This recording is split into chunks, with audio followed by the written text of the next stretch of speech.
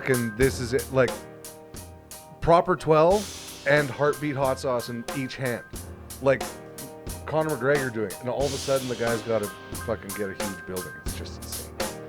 Absolutely insane. Uncle Gramma story time. Best walk-up by far. That was a great teaser. No one even knows what it's teasing about. Oh, jeez. Which is very cool. Very, very cool. Had a very, very exciting day here today. Wow. My name's Gary. Hello. This is Uncle Gramma. He is your storyteller extraordinaire. We don't have a new backdrop today. No, well, I do. I have them all on my phone. It's just, I got to figure out the dimensions here. That's what it is. What did we say, 16 by 9? Yeah, I guess we got to do 16 by 9ers. So I'm going to make a bunch of new ones. It's going to be fun. And then with the help of the old Dr. Skynet. I hate Skynet so Yeah, much. fuck it. Every episode's going to start with me guessing what words he typed into Skynet to produce the image that's going to be representing our background here. So It'll be fun in the future. very, very fun. Speaking of fun, not in the future, but in the past, you had a birthday, my friend. Happy belated again to you. Thank you. I love you so much. Now a 4-year-old man. He's made it. Congratulations. Yeah. How do you feel? Do you feel 40? Oh, I felt 40 when I was 30. That's it. And now 40 doesn't feel like anything. I don't know. I laugh at like elderly people now because most don't feel their pain. I feel their pain. I felt an elderly pain in my body for the last like 10 years at least. So I'm right there with my elderly brothers and sisters. It does happen. There are aches and pains that you wake up with the next day. And I groaned a little bit more the next day. I think I even texted you the one day telling you that I needed an extra day to lick my wounds. You did. It happened. Yeah, so this is happening a little bit after I went on the trip, but I went to Nashville for my birthday. I've always wanted to go somewhere for my 40th birthday. So one of my favorite places in the world is New Orleans. I know I've talked ad nauseum about New Orleans too. You got a lot of good stories about If anybody's known me for the past 6 years or 7 years of my life, like I won't shut up about it. Dude loves New Orleans. That city had changed my life, and I figured, like maybe I should go back there, have a different experience,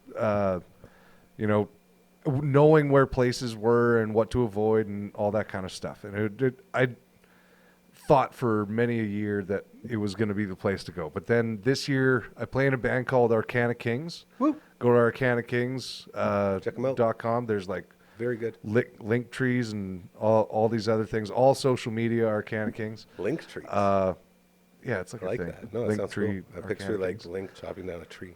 Zelda. Very cool band that I love touring with and playing with. Like great dudes. Yeah, it's really fun to be out there. But we get to play at Sturgis Bike Rally every year, which is a wild experience. For like 10 or 12 days in the last couple of years, we usually play for like that long of a stretch during the rally down there in a couple different places. We play downtown. We play at a place called Loud American. This year we played at a couple different venues, one called the Thunderdome, another one called Kickstands, the legendary Kickstands campground. That was a really fun show. We met a bunch of great bands actually at that Kickstands show, specifically 10 Ton Mojo from New York. A bunch of these guys from New York was like one of the coolest rock bands I've seen. Like legit old school rock bands, like a really rock cool and roll, band. Check them out. So we play at Loud American for the most part while we're down there, and the outdoor stage for the town, like downtown, it's the Harley Davidson stage. Ooh. And a lot of the other bands that are cycling around are playing all the same places as you, and one of our best good band friends became David Graham and the Eskimo Brothers. These guys, we kind of hit it off right away. There's lots of other bands Eskimo out there. Brothers tend to do that. And, I'd be remiss to mention these guys like John Scalia and the Dirty Word, Pop Rocks from Minnesota. Like there's so many great people in all these bands that we met. They're just amazing.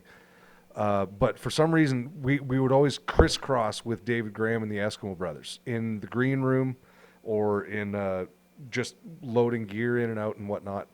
And these guys are brothers right off the bat. Like we hit it off years ago, and every year we're kind of excited to see each other again. And it's really nice to be around people who've like done as much as some of the guys, like with John and James. Like they've been doing the road thing like for much longer than I have. I've been on the road since I was 19, and I don't want to date those guys, but like at least 15 years plus more than I have. So it's like 35 years of road stories. It's a lot. And to meet some other guys that have just been doing it, raising families, living across the world, doing all this stuff, like, and they're it. Like they're the real, real finds real really quickly.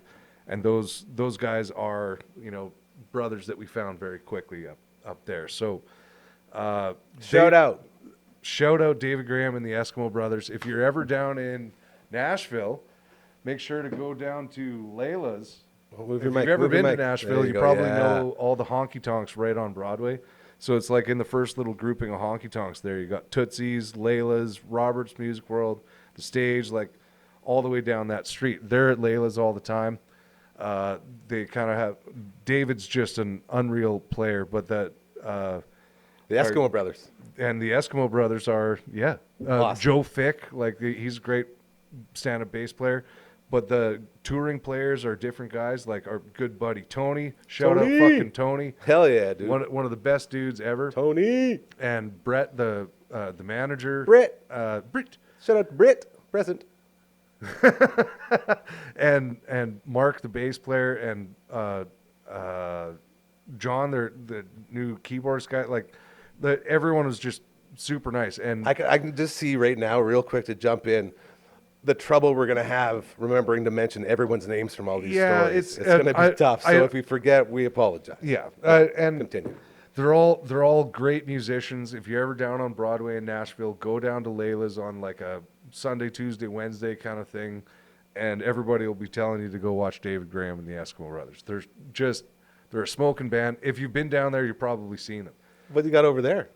This? Yeah, that little guy. Oh, I didn't even tell you about this. This is actually a really good Britt and Tony recommendation for Nashville. This place called Peg Leg Porker. It's that's what they call it. Oh, it's great barbecue, man. Like sick barbecue. Yeah, it's kind of hard to see. You got to put it in the light. Yeah, they're saying it was a great place to go, and turns out our hotel was literally like a block away from it. So I am surprised that I didn't go there every single day. It was pretty amazing. But what'd you get? Chicken? ribs. Jokes. Got to get ribs. They had Get those ribs, baby. And we bought the smoke spice to bring home too, because that was really good. Supposedly the girlfriend got stopped at security with the spice. They're like, yeah, whatever. But they were going to take it? You can't take her swine spice. It's like a nationally winning place too. Like, it's Well, you can tell. when you really, mark it like really that. great stuff. Like, Yeah. I think they even had a place, like a little kiosk in the airport. Like, it got so popular. Anyway, so when we were talking about coming down, these guys were very, very adamant about not going to Nolans and coming to Nashville. Come hang out with the boys. And I was like, don't threaten me with a good time. You'd be surprised. Like, I might just change up my idea right here. Not just any idea. This 40th So birthday we're you've been standing planning there, your like whole life. like at the band house out near Sturgis there, and like just everything flipped. I was like, you know what? I got to come and visit you guys. We're having such a great time together. Like, this is going to be great. I want to see you guys on your home turf. And it was everything I could have imagined. They're so hospitable. It was one of the funner trips I've ever been on as far as a vacation. Considering it a vacation, it was my birthday. It's hard to go and have fun the whole time when you're away from home, because there's travel and all this other stuff. Stuff gets in between the fun. Yeah, and but literally this was extremely like overloading of fun. Sensory overload. I was too happy the whole time, and you're almost trying to hold it back just so you can relax and take in the moment. But like, went out to a par 3, like the Vinny Links. My man loves golfing. Yeah, it's the It's a Vince Gill's par 3, supposedly the Vinny Links. Vinny Links. I guess so. That's what. How'd you do? Said. How'd we shoot? Oh, terrible. No. Oh man, just I'm trash. Sorry. But like super cheap to rent clubs and go out for a quick 9. Yeah, really cool little you 9. You walk though. You walk like a chump. We walked. It was. Ugh. You can't golf when you walk. You get tired. And this was all hills too. Yeah, I've done this beach enough. It's terrible. So you got your golf in, even though it was a bad swing. Got 2 Nashville Predators games in because the Oilers on Halloween, and then the Avalanche. My team's the Avalanche. Go Avs.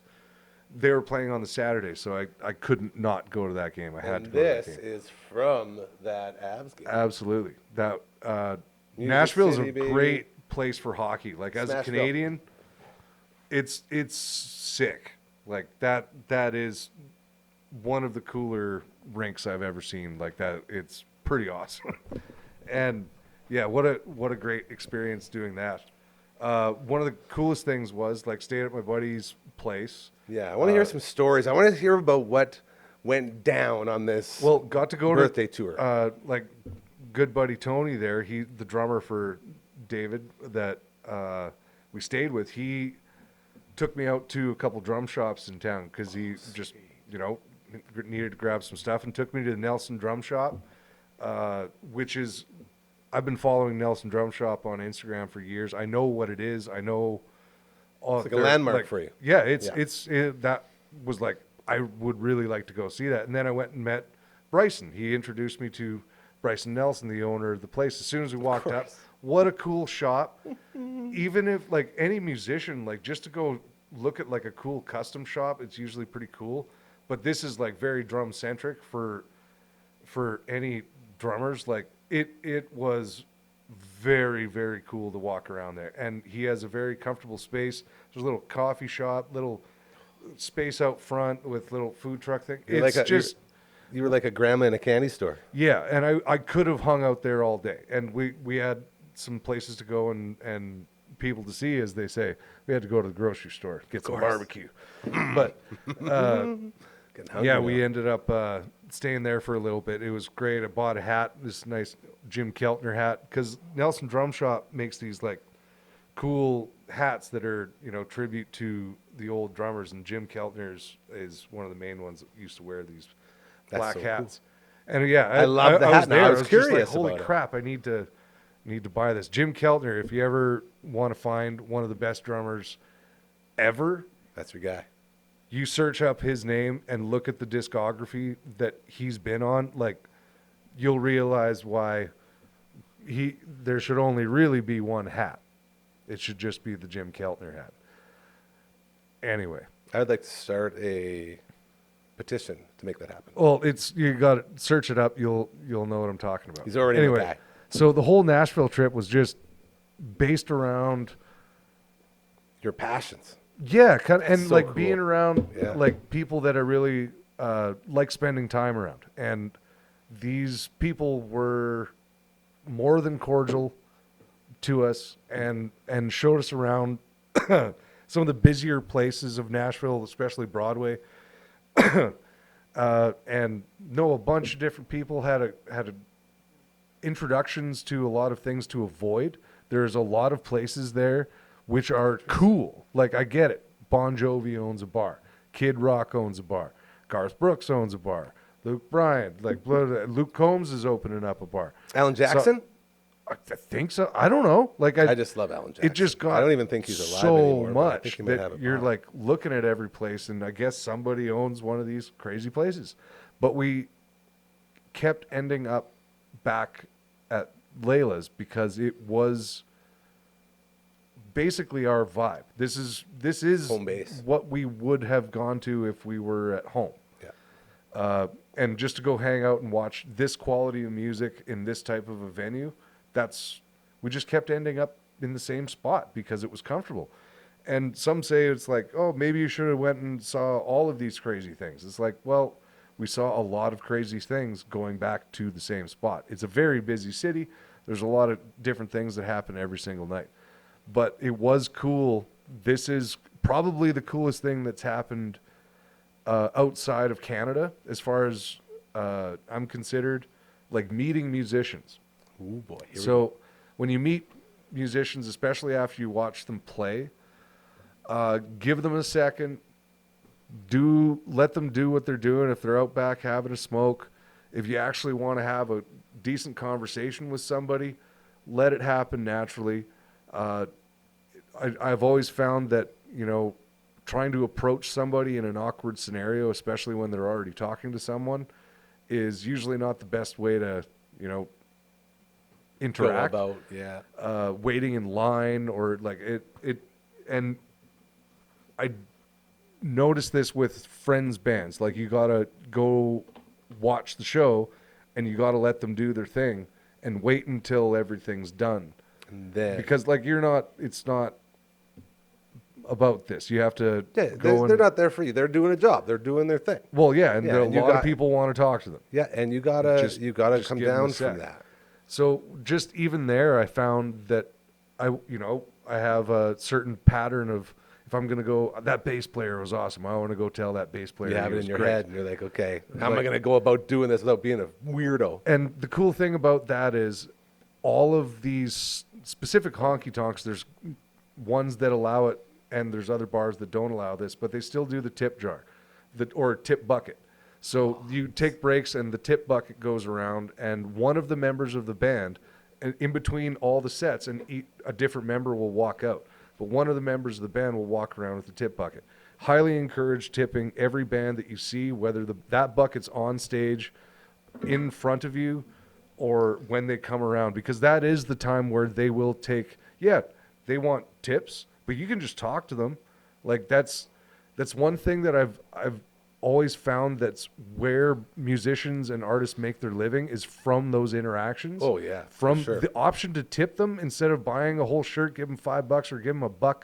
Like, You don't see whatever, enough tip just buckets, like, man. It's and the it's not easiest way like, to here, show pay me support. $5 so I can have a chat with you. It's like, you don't have to tip me, but if you like the music, this is your option to do it. This And is you didn't how have to you walk up to the support. front of the stage. Yeah, this is how you support Yeah.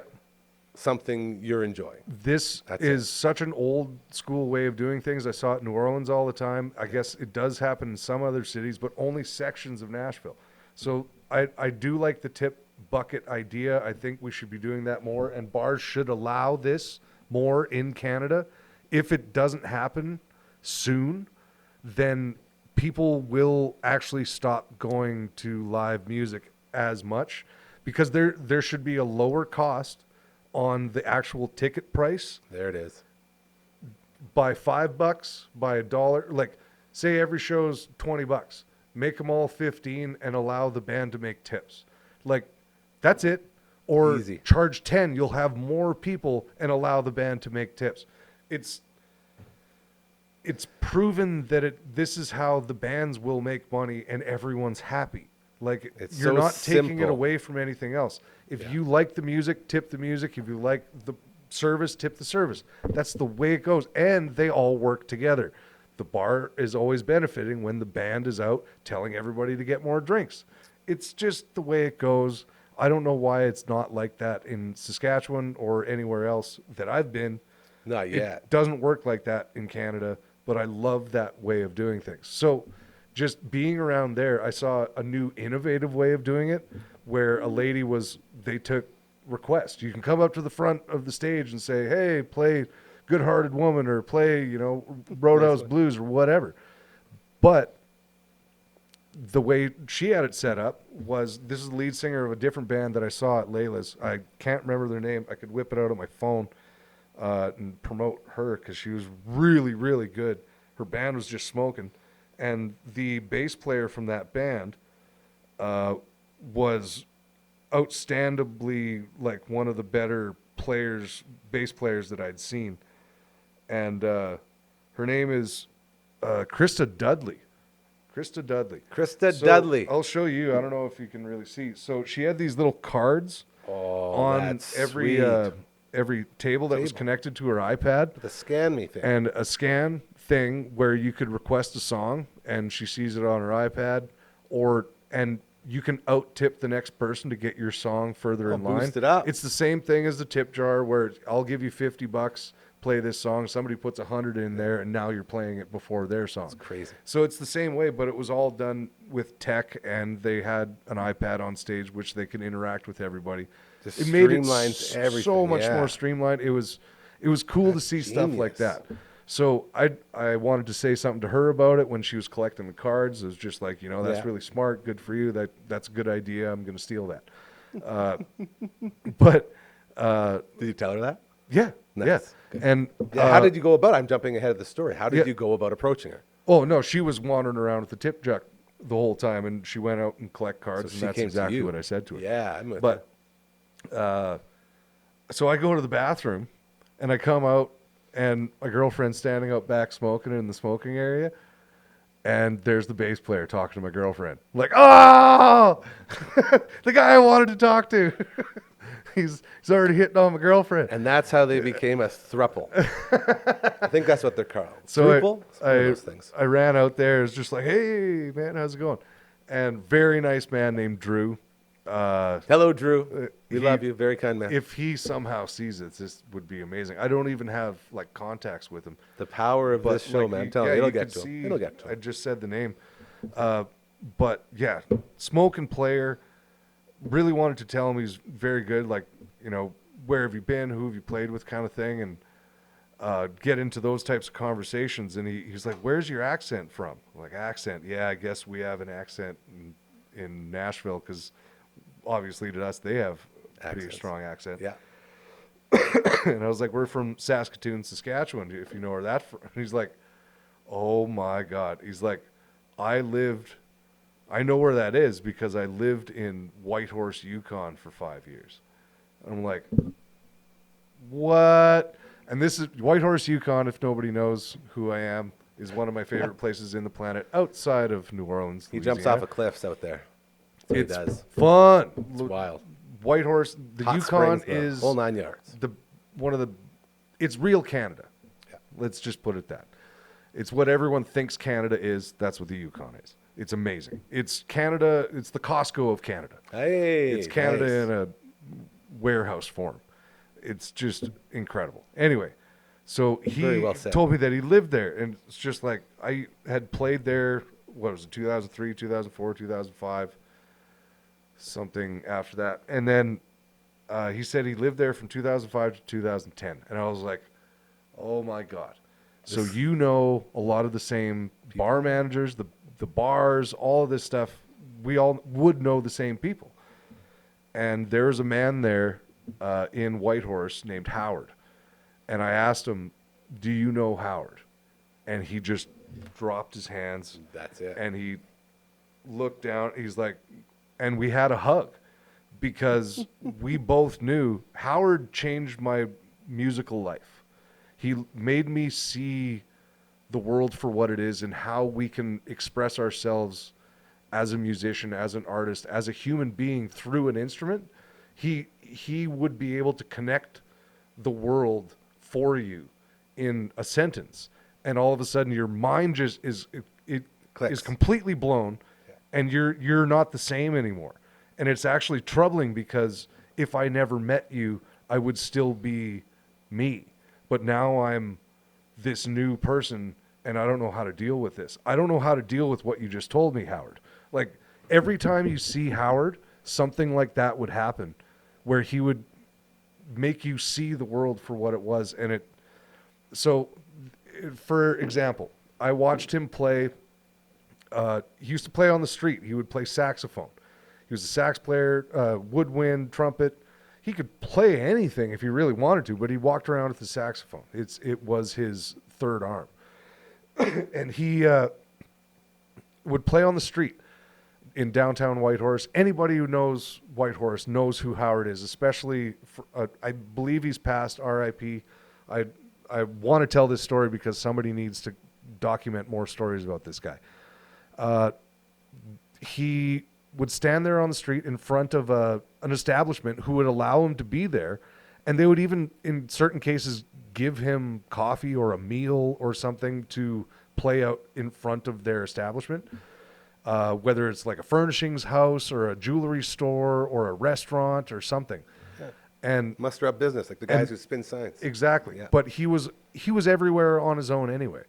But I sat there on a park bench directly in front of him, and he starts playing along to this rhythm. It's just dun dun dun dun dun, dun, and I see this woman walk by, dun dun dun dun, dun, and he turns to her. He's like, "Very nice rhythm, miss. Thank you very much." And dun dun dun, and then he looks over to his left.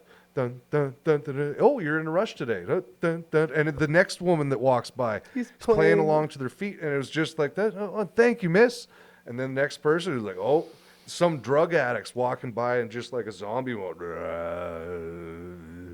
Doing the zombie sound. Whoa, oh, watch yourself, sir. And he would just do like overdubs for this old dude who's drunk, who's like trying to take change out of his thing, and he would like go to try and kick him, and just like, get out of here. And then, oh, hey, miss, how you? Oh, thanks for wearing heels today. You got a nice triplet happening. And it was like, most people don't know what he was talking about. He's a crazy man. But me sitting there watching him for extended periods of time is just like, this is genius, because he doesn't need anything. He just needs a horn in his hand. That's it. And this is his way of connecting with people, and he could do it in this way very easily, just because of that. And then all of a sudden, he's like, "Oh, Graham, you ever heard this song? I love this when this one drives by." I'm like, "What?" And he's like, 6, 6, 7, 2, 2, 3, 1, and he's playing the phone number on the like a delivery truck that he sees every day. It's like, great song, that one. And it's like, what? What and is then happening? All of a sudden, things would calm down. He's like, I love these jazz drummers. Sometimes this one's really hard to keep up with. And he's, I'm like, I literally thought he was batshit crazy at that moment. It was like, what jazz drummer are you talking about? Little did I know that I was sitting right next to a flagpole, which was, flag was blowing in the wind. And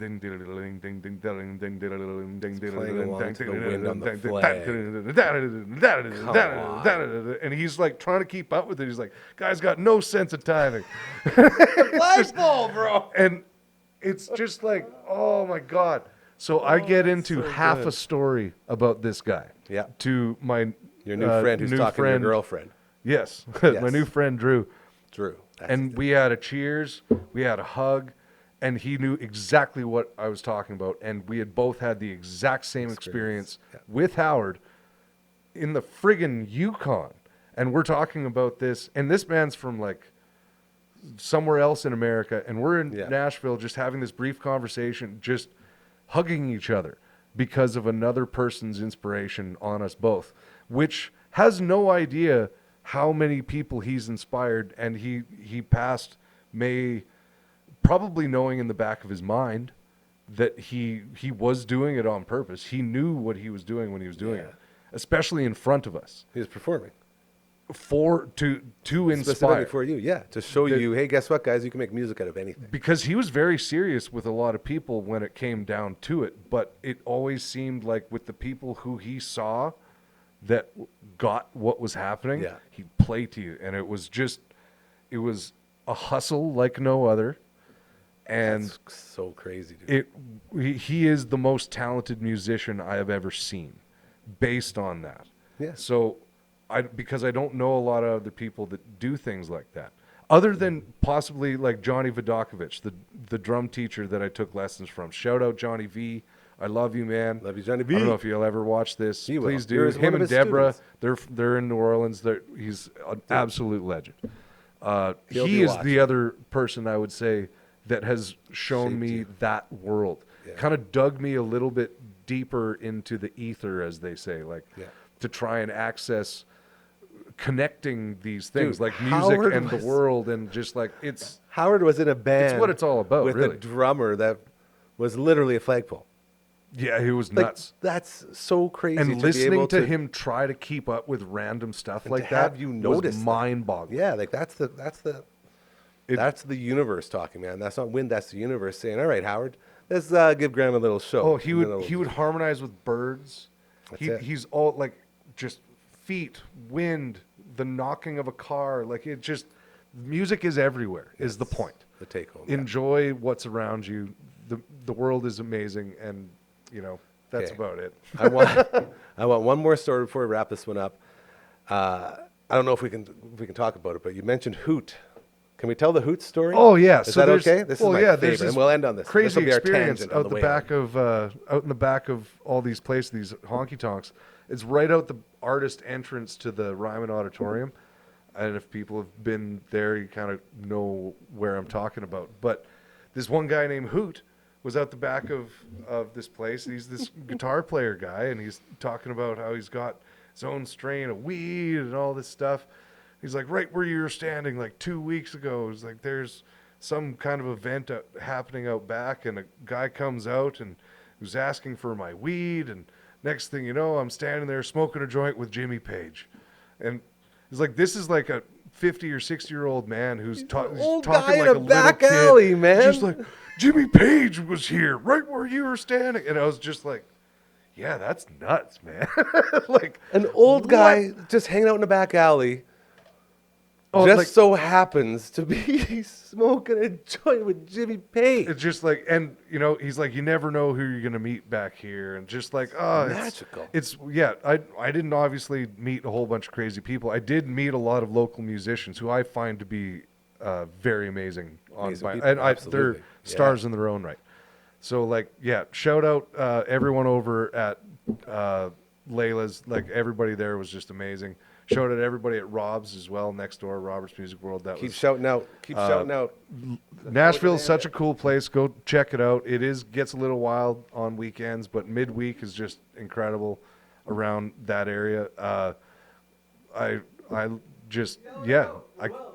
can't imagine. Well, thank you, everyone. Yeah. Well, who else do I need to thank? We're gonna get Tony. We're gonna get Brett. In telling some stories. I would like to film some more stuff the next time I see them with them. It was my birthday, so we didn't get to film a lot of stuff. Just because we were, busy enjoying ourselves. So those guys have some stories out the wazoo, touring around America. Like, it's such interesting people, and David and Mark and all those guys are just amazing.